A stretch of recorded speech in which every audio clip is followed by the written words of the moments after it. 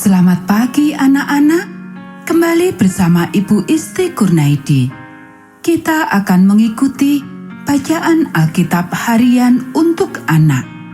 Hari ini, tanggal 6 September, bacaan Alkitab kita, Matius pasal 26. Mari kita awali dengan doa. Bapa di surga, kami akan belajar firman Tuhan. Tolong kami, supaya kami dapat memahami firman Tuhan. Dalam nama Tuhan Yesus kami berdoa. Amin. Pemberitahuan keempat tentang penderitaan Yesus. Rencana untuk membunuh Yesus. Setelah Yesus selesai dengan segala pengajarannya itu, berkatalah ia kepada murid-muridnya, "Kamu tahu bahwa 2 hari lagi akan dirayakan Paskah, maka Anak Manusia akan diserahkan untuk disalibkan."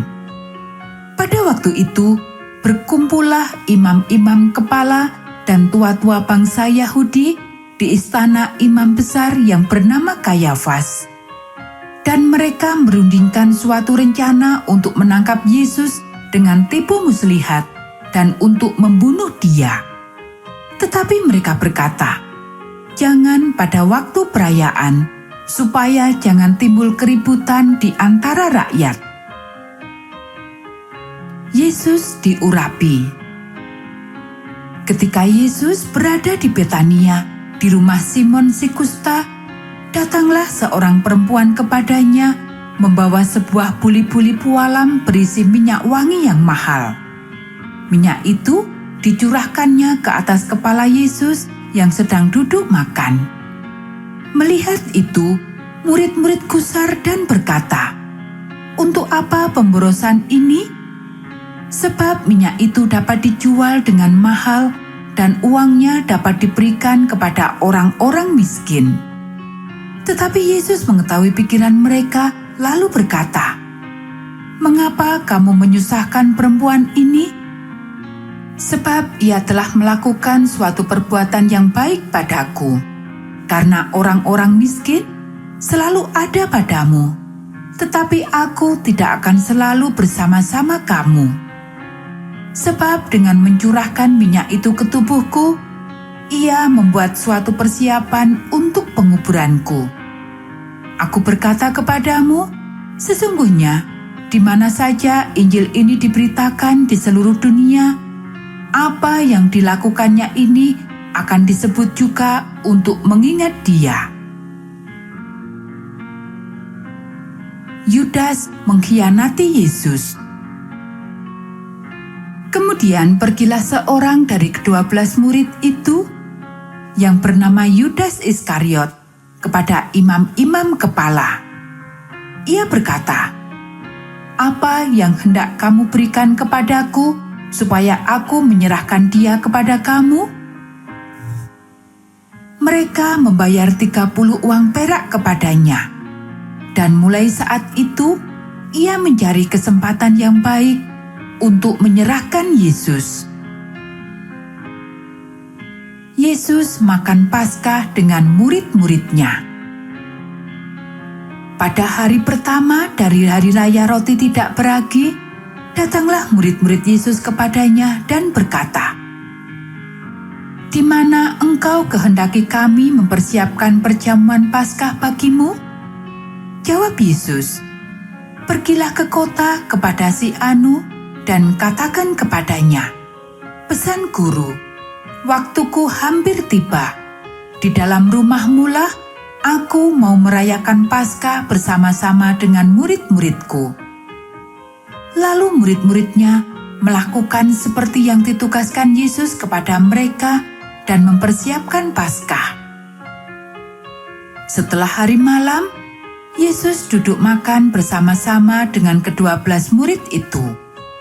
Dan ketika mereka sedang makan, ia berkata, "Aku berkata kepadamu, sesungguhnya seorang di antara kamu akan menyerahkan aku."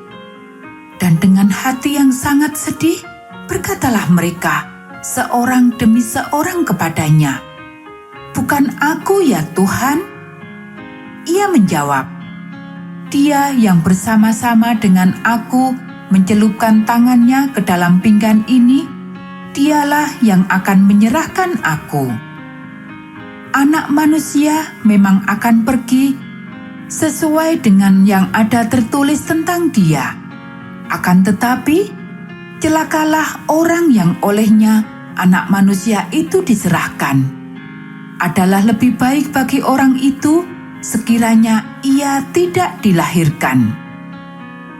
Yudas yang hendak menyerahkan Dia itu menjawab, katanya, "Bukan aku ya Rabi?" Kata Yesus kepadanya, "Engkau telah mengatakannya." Penetapan perjamuan malam. Dan ketika mereka sedang makan, Yesus mengambil roti, mengucap berkat, memecah-mecahkannya, lalu memberikannya kepada murid-muridnya dan berkata, "Ambillah, makanlah, inilah tubuhku."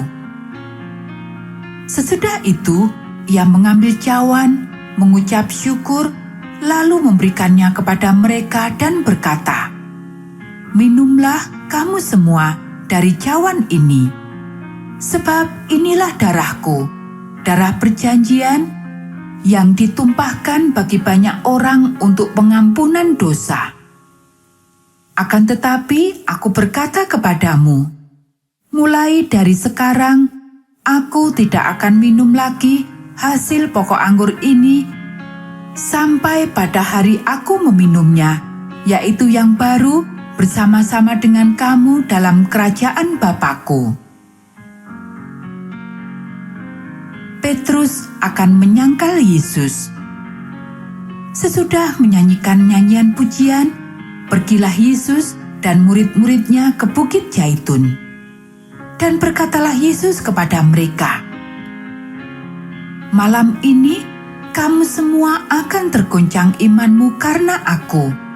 Sebab ada tertulis, aku akan membunuh gembala dan kawanan domba itu akan tercerai-berai. Akan tetapi sesudah aku bangkit, aku akan mendahului kamu ke Galilea." Petrus menjawabnya, "Biarpun mereka semua tergoncang imannya karena Engkau, aku sekali-kali tidak." Yesus berkata kepadanya, "Aku berkata kepadamu, sesungguhnya malam ini sebelum ayam berkokok, engkau telah menyangkal aku 3 kali." Kata Petrus kepadanya, "Sekalipun aku harus mati bersama-sama engkau, aku tak akan menyangkal engkau." Semua murid yang lain pun berkata demikian juga. Di Taman Getsemani. Maka sampailah Yesus bersama murid-muridnya ke suatu tempat yang bernama Getsemani. Lalu ia berkata kepada murid-muridnya, "Duduklah di sini, sementara aku pergi ke sana untuk berdoa." Dan ia membawa Petrus dan kedua anak Zebedeus sertanya. Maka mulailah ia merasa sedih dan gentar. Lalu katanya kepada mereka, "Hatiku sangat sedih, seperti mau mati rasanya. Tinggallah di sini dan berjaga-jagalah dengan aku." Maka ia maju sedikit, lalu sujud dan berdoa, katanya, "Ya Bapa-Ku, jikalau sekiranya mungkin, biarlah cawan ini lalu daripadaku. Tetapi janganlah seperti yang ku kehendaki, melainkan seperti yang Engkau kehendaki." Setelah itu, ia kembali kepada murid-muridnya itu dan mendapati mereka sedang tertidur. Dan ia berkata kepada Petrus, "Tidakkah kamu sanggup berjaga-jaga 1 jam dengan aku? Berjaga-jagalah dan berdoalah supaya kamu jangan jatuh ke dalam pencobaan. Roh memang penurut, tetapi daging lemah." Lalu ia pergi untuk kedua kalinya dan berdoa. Katanya, "Ya Bapakku, jikalau cawan ini tidak mungkin lalu, kecuali apabila aku meminumnya, jadilah kehendak-Mu." Dan ketika ia kembali pula, ia mendapati mereka sedang tertidur, sebab mata mereka sudah berat. Ia membiarkan mereka di situ, lalu pergi dan berdoa untuk ketiga kalinya dan mengucapkan doa yang itu juga. Sesudah itu, ia datang kepada murid-muridnya dan berkata kepada mereka, "Tidurlah sekarang dan istirahatlah. Lihat, saatnya sudah tiba bahwa Anak Manusia diserahkan ke tangan orang-orang berdosa. Bangunlah, marilah kita pergi. Dia yang menyerahkan aku sudah dekat." Yesus ditangkap. Waktu Yesus masih berbicara, datanglah Yudas, salah seorang dari ke-12 murid itu, dan bersama-sama dia serombongan besar orang yang membawa pedang dan pentung, disuruh oleh imam-imam kepala dan tua-tua bangsa Yahudi. Orang yang menyerahkan dia telah memberitahukan tanda ini kepada mereka. "Orang yang akan kucium, itulah dia, tangkaplah dia." Dan segera ia maju mendapatkan Yesus dan berkata, "Salam Rabi," lalu mencium dia. Tetapi Yesus berkata kepadanya, "Hai teman, untuk itukah engkau datang?" Maka majulah mereka memegang Yesus dan menangkapnya. Tetapi seorang dari mereka yang menyertai Yesus mengulurkan tangannya, menghunus pedangnya, dan meletakkannya kepada hamba imam besar sehingga putus telinganya. Maka kata Yesus kepadanya, "Masukkan pedang itu kembali ke dalam sarungnya, sebab barang siapa menggunakan pedang akan binasa oleh pedang. Atau kau sangka bahwa aku tidak dapat berseru kepada Bapakku, supaya ia segera mengirim lebih dari 12 pasukan malaikat membantu aku? Jika begitu, bagaimanakah akan digenapi yang tertulis dalam kitab suci yang mengatakan bahwa harus terjadi demikian?" Pada saat itu, Yesus berkata kepada orang banyak, "Sangkamu aku ini penyamun, maka kamu datang lengkap dengan pedang dan pentung untuk menangkap aku?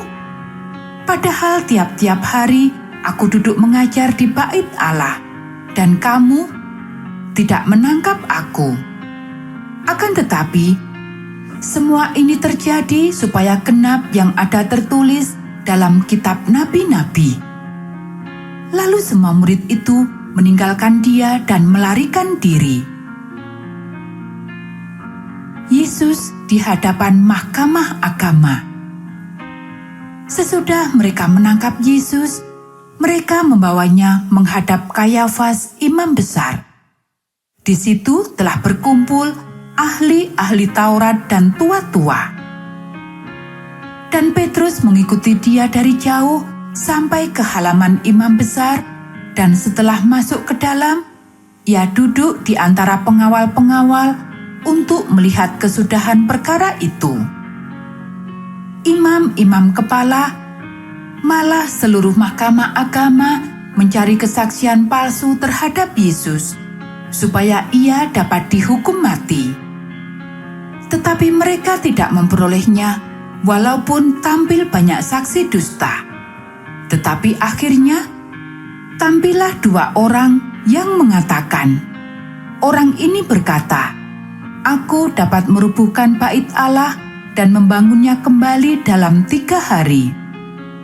Lalu imam besar itu berdiri dan berkata kepadanya, "Tidakkah engkau memberi jawab atas tuduhan-tuduhan saksi-saksi ini terhadap engkau?" Tetapi Yesus tetap diam.